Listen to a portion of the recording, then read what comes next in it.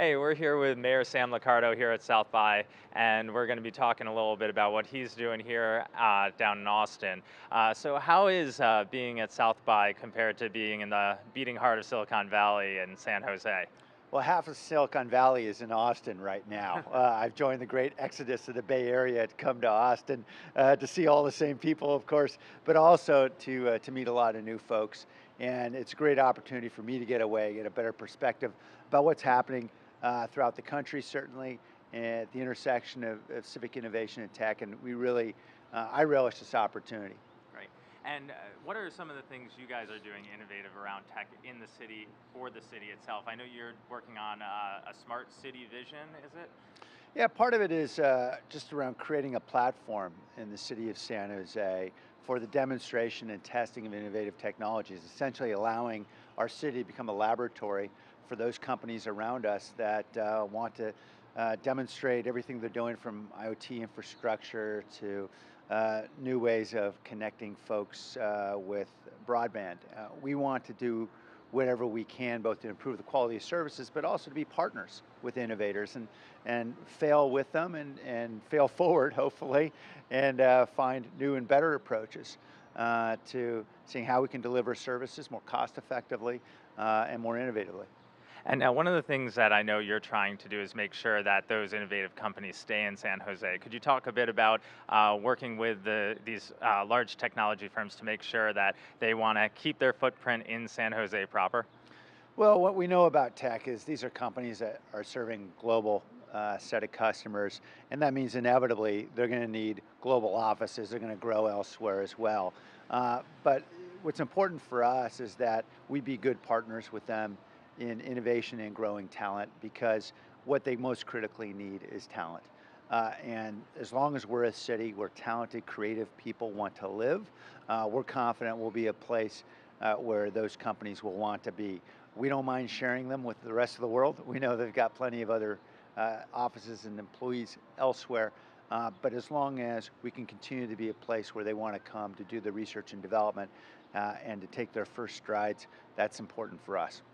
And speaking of having a lot of talented folks, it's a blessing, but I know you are also having a bit of a housing price issue and a cost of living issue in San Jose.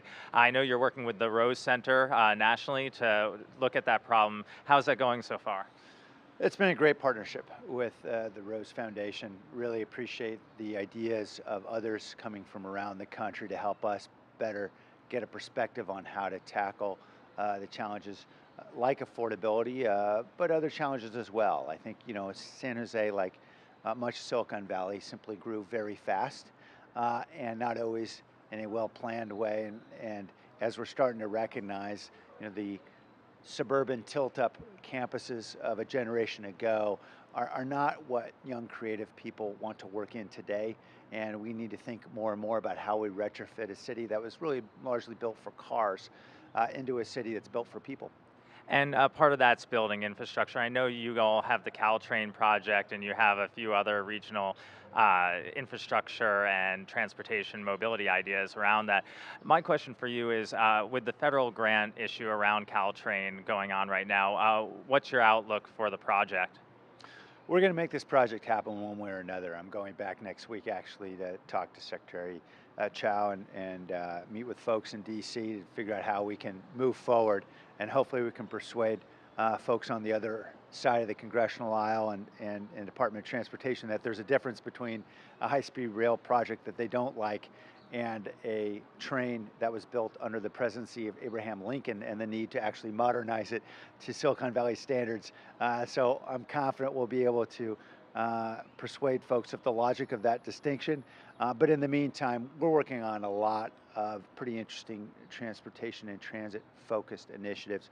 BART is a very important subway system in Bay Area. It'll be opening in San Jose in December, and we're going to keep building it all the way through downtown. We're really very bullish on autonomous infrastructure and seeing how we can create a launch pad for autonomous vehicles in San Jose. And so there's a lot to come. And final question, is there anything you're really excited to see here or something you want to bring back to the city? Either one, something about South by. I always take advantage of the opportunity to meet with other mayors and steal their good ideas and bring them back. And I've never failed to have an opportunity to do that. Most recently, Mayor Greg Fisher of Louisville talked a little bit with me about how they are crowdsourcing user data to help identify where we need to improve the speed of broadband networks. So we basically stole his idea. We tried it ourselves a month or two ago. It's been wildly successful. So I'll keep stealing ideas as I can, and I think we all appreciate the value of these kinds of collaborations. Mayor Liccardo, thank you so much for your time. Hey, This has thank been you. great.